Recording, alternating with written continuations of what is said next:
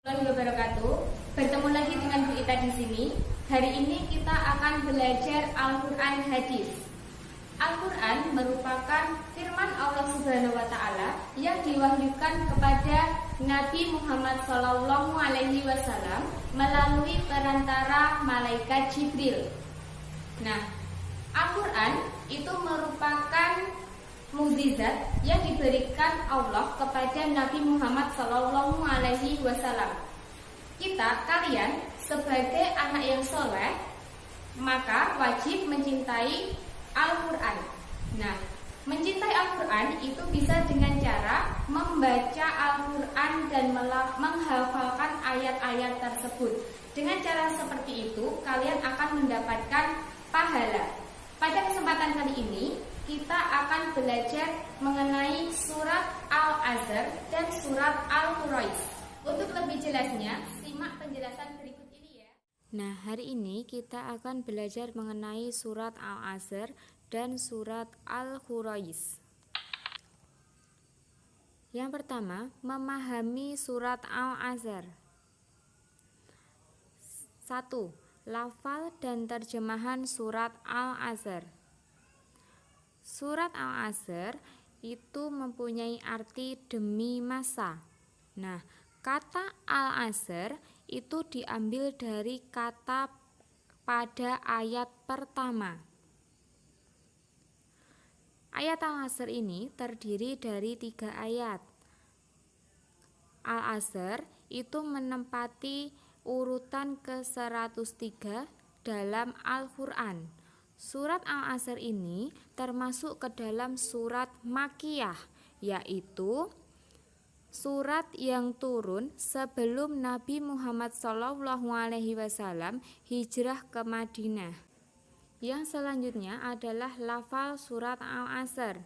Surat Al-Asr berbunyi, wal asri innal insana lafi khusrin illalladzina amanu wa amilus solihati wa tawasau bil haqqi wa tawasau bis sabr, yang mempunyai arti demi masa, sesungguhnya manusia itu benar-benar dalam kerugian kecuali orang-orang yang beriman dan mengerjakan amal saleh dan nasihat menasihati supaya mentaati kebenaran dan nasihat menasihati supaya menetapi kesabaran. Yang selanjutnya yaitu isi kandungan surat Al-Asr. Pada ayat pertama, isi kandungannya adalah Allah Subhanahu wa Ta'ala bersumpah dengan menyebut masa. Masa di sini berarti waktu yang dilalui manusia. Nah, pada ayat pertama ini menceritakan agar Rasulullah dan orang-orang yang beriman memperhatikan waktu dan memanfaatkan waktu dengan sebaik-baiknya, digunakan untuk kegiatan yang bermanfaat. Pada ayat yang kedua, yaitu kebanyakan manusia dalam keadaan merugi. Nah, di sini yang dimaksud merugi itu adalah kerugian yang dialami manusia yang berupa kesempatan di dunia tidak digunakan sebaik-baiknya. Mereka, manusia, tidak menggunakan kesempatan yang diberikan Allah saat kita di dunia ini dengan sebaik-baiknya. Maka, kita sebagai manusia dan masih diberi kesempatan untuk hidup di dunia, maka kita harus berusaha memanfaatkan waktu kita yang sebaik-baiknya untuk melakukan hal-hal yang baik, yang bermanfaat.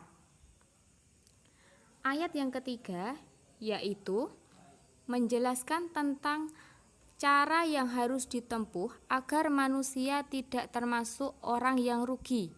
Nah, di sini ada syarat agar tidak merugi. Syarat agar tidak merugi itu ada beberapa. Yang pertama, melandaskan setiap perbuatan dengan keimanan. Yang kedua, mengerjakan kebaikan atau amal saleh. Yang ketiga, saling menasihati untuk mematuhi kebenaran.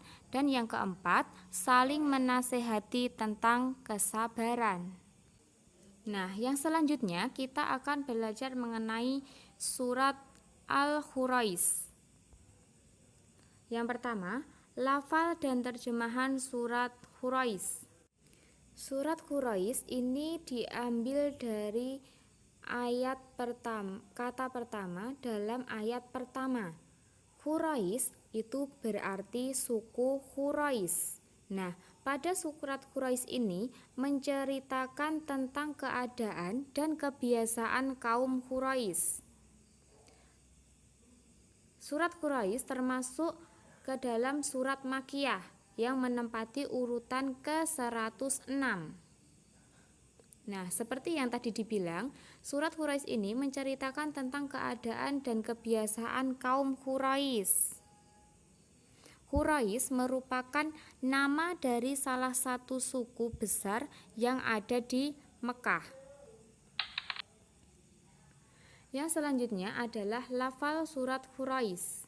Surat Quraish berbunyi li'ilafi Quraish ilafihim rihlatas sita'i was-shaif falya'budu rabb hadzal bait alladzi at'amahum min ju'i wa amanahum min khauf, yang mempunyai arti karena kebiasaan orang-orang Quraisy, yaitu kebiasaan mereka bepergian pada musim dingin dan musim panas, maka hendaklah mereka menyembah Tuhan pemilik rumah ini, Ka'bah, yang telah memberikan makanan kepada mereka untuk menghilangkan lapar dan mengamankan mereka dari ketakutan.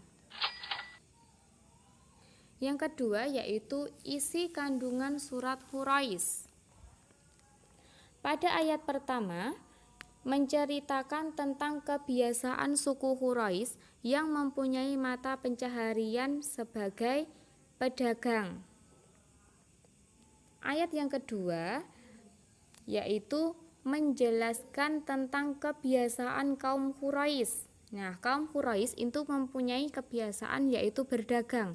Mereka akan melakukan perjalanan dagang pada musim dingin dan pada musim panas. Nah, pada saat musim dingin, mereka akan melakukan perjalanannya ke negeri Zaman.